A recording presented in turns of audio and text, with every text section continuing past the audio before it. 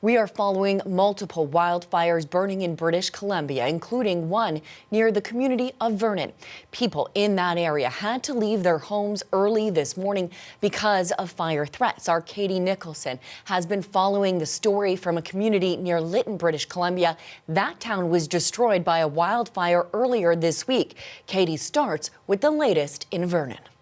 This all happened over the evening hours last night, just sort of in the East Vernon area, the district of Coldstream, and a fire sparked up on a hill. And one of the interesting things about wildfires is they can move very rapidly uphill, so very unstable sort of a situation, something you don't want to see, particularly in these hot, dry conditions. I mean, it's like this throughout the interior. I was in Vernon just 2 weeks ago, and it was bone dry then, and that was before the heat dome moved in.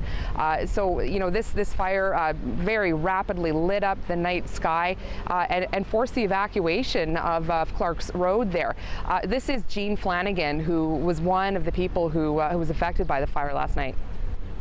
My husband was dialing 911. It was busy, but we eventually got through to star 555. I reported the fire, explained where it was. He was asking me questions like the size and the wind, and I said, look, I can't talk further. I need to prepare to evacuate.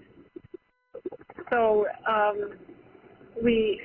woke up my daughter and son-in-law, and we prepared to evacuate. And once we've done that, we just sat on the deck and watched. The fire very quickly climbed up the hillside. Trees were handling. So the evacuation order went out about 12:30 last night. It was rescinded in the wee hours of the morning. It is considered to be held. So when a fire is held, that means that it's not expected to grow, and that's either because of firefighting efforts or because of natural barriers. Right now, we know that copters are continuing to attend to the fire. They're dumping buckets of water over it.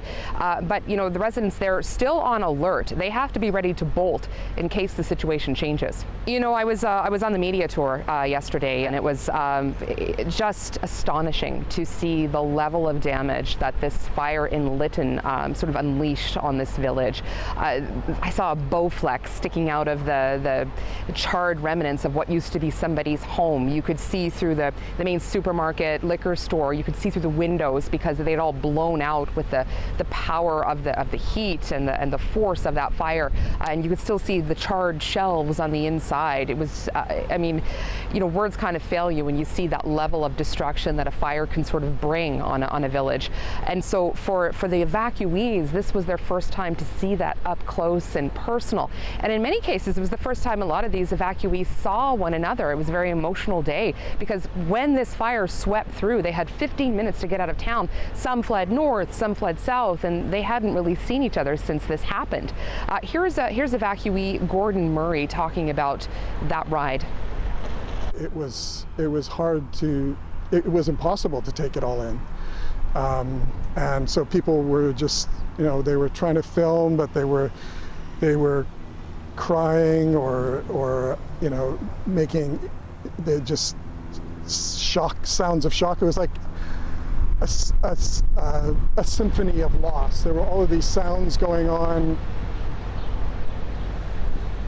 So, of course, the cause of this fire remains under investigation. Widespread speculation it was started by a fire, by a train rather. Both CN and CP moved through Lytton. So right now, neither one of them are. The Transport Minister has said no trains are going through Lytton for the next 48 hours.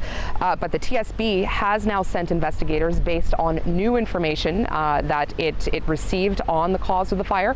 So they are there. They went into Lytton late yesterday, and they are continuing to investigate whether this was a train-caused fire or not, something that their investigators have to rule out.